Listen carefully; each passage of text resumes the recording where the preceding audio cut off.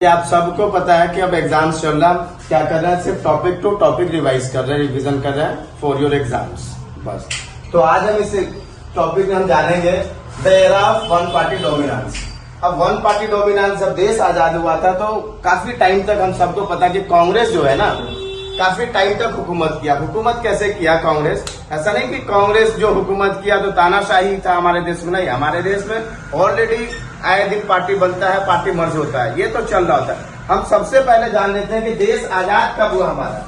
तो हमारा देश जो आजाद हुआ है, इंडिपेंडेंट होता है 15 अगस्त 1947 को देश आजाद होता है। हम सबको पता है हमारे जब देश आजाद होता है तो कॉन्स्टिट्यूशन बनता है। कॉन्स्टिट्यूशन को बनाने में जो टाइम लगा था 2 साल 11 मंथ और 18 डेज का टाइम लगा था, तब जाकर के हमारा संविधान बनकर के क्या हुआ था, कंप्लीट हुआ था। अब संविधान बन जाना, देश आजाद होना, ये काफी नहीं था। सबसे बड़ी बात क्या है कि डेमोक्रेसी स्टेबलाइज करने के लिए ना कई सारे प्रॉब्लम को फेस करना था। क्योंकि जब देश आजाद हुआ तो हम सबको पता है कि हम इतने ज्यादा डेवलप नहीं थे, हमारे पास टेक्नोलॉजी का अभाव था, हमारे पास कई सारी चीजों का अभाव था उस समय। अब जो कॉन्स्टिट्यूशन बनने में 2 साल 11 महीना 18 दिन का टाइम लगा, तो हम सबको एक चीज पता है, हम सबको पहले ही हम जान चुके हैं कि जो कॉन्स्टिट्यूशन बन करके तैयार हुआ था, प्रिपेयर जो कंप्लीट हो गया था कॉन्स्टिट्यूशन बन करके, जो कॉन्स्टिट्यूशन कंप्लीट हुआ था वो 26 नवंबर 1949 को बन करके कंप्लीट हुआ था। लेकिन लागू कब हुआ था? 26 जनवरी 1950 को।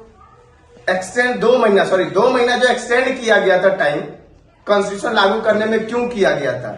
अब भाई 26 नवंबर 1949 को कॉन्स्टिट्यूशन बन करके तैयार हो जाता है, तो हम क्या करते हैं 27 नवंबर 1949 को लागू कर देते, दिसंबर में लागू कर देते। लेकिन 26 जनवरी को ही क्यों चुना? तो उसका सबसे बड़ा रीजन है कि हमारे देश का जब हम इंडिपेंडेंस के लिए स्ट्रगल कर रहे थे, जब हम आजादी के लिए लड़ रहे थे, तो 26 जनवरी 1930 को हमारे देश के स्वतंत्रता सेनानियों ने सबसे पहले आजादी दिवस पूरे देश में मनाया था। लेकिन किसी कारणवश क्या हुआ कि आजादी हमारे को नहीं मिला, जिसके कारण कि 26 जनवरी वाला दिन जाया ना जाए, हमने क्या किया, हमारे देश के जो भी संविधान निर्माता था, जो भी उस समय जो आइडियल थे, उन लोगों ने क्या किया कि 2 महीना एक्सटेंड करके 26 जनवरी 1950 को कर दिया क्या, और उसी दिन से 26 जनवरी को हम रिपब्लिक डे सेलिब्रेट करते हैं। अब संविधान बन के तैयार हो गया, संविधान लागू भी हो गया। कब लागू हुआ संविधान? तो संविधान कॉन्स्टिट्यूशन जो लागू हुआ था, कॉन्स्टिट्यूशन जो अडॉप्ट किया गया था, जो लागू किया गया था 26 जनवरी 1950 को लागू कर दिया गया।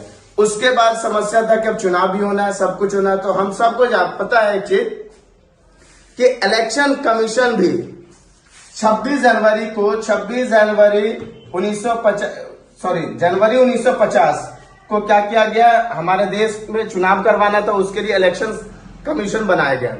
जब इलेक्शन कमीशन बनाया गया तो सबसे पहला अध्यक्ष जो बना था इसका इलेक्शन कमीशन का, जब भी इलेक्शन कमीशन जो बना एस्टेब्लिश हुआ जनवरी 1950 को, डॉक्टर सुकुमार सेन को, किसको? सुकुमार सेन को इलेक्शन कमिश्नर, पहला इलेक्शन कमिश्नर अपॉइंट किया गया था। अब इनका इलेक्शन कमिश्नर का काम क्या होता है? इलेक्शन कमिश्नर का काम ऐसा नहीं कि इलेक्शन कमिश्नर बन गया हो गया। इनका काम होता है कि पूरे देश के बाउंड्रीज को डिफाइन करना। उस समय 3200 MLAs बना था, मतलब पूरे देश को 3200 पार्टों में डिवाइड किया गया था, मेंबर ऑफ लेजिस्लेटिव असेंबली। और 489 MPs यानी मेंबर ऑफ पार्लियामेंट कॉन्स्टिट्यूशन को डिफाइन किया गया था। अब तब जाकर के चुनाव करवाना था। चुनाव होना इतना आसान नहीं था। उस समय हम सबको पता था कि हमारे देश का कितना % लोग पढ़ा लिखा था, तो मात्र 16% लोग एजुकेटेड था। बाकी 84% लोग जिस देश में अनएजुकेटेड हो, इलिटरेट हो, वहां चुनाव ऐसे ही करवा लेंगे क्या?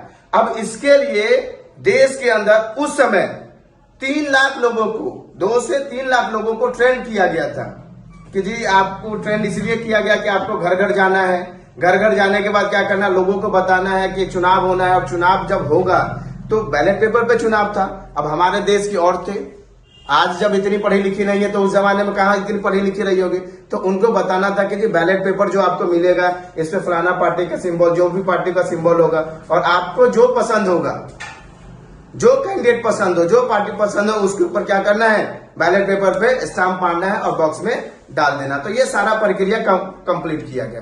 कंप्लीट करने के बाद पहला देश के अंदर पहला जनरल इलेक्शन होना था 1952 में हुआ। अब 1952 में जो पहला चुनाव हुआ था, उस पहले चुनाव में कांग्रेस पार्टी को 364 सीटें आती है। कितना? 364। और दूसरा जो सबसे बड़ी पार्टी थी सीपीआई, उसको सिर्फ और सिर्फ 16 सीटें आता है। अब आप जानिए कि एक जो बड़ी पार्टी यानी पहले नंबर की जो पार्टी है, उसको 364 सीटें आता है। कितना आता है? 364। किसको आता है? कांग्रेस को।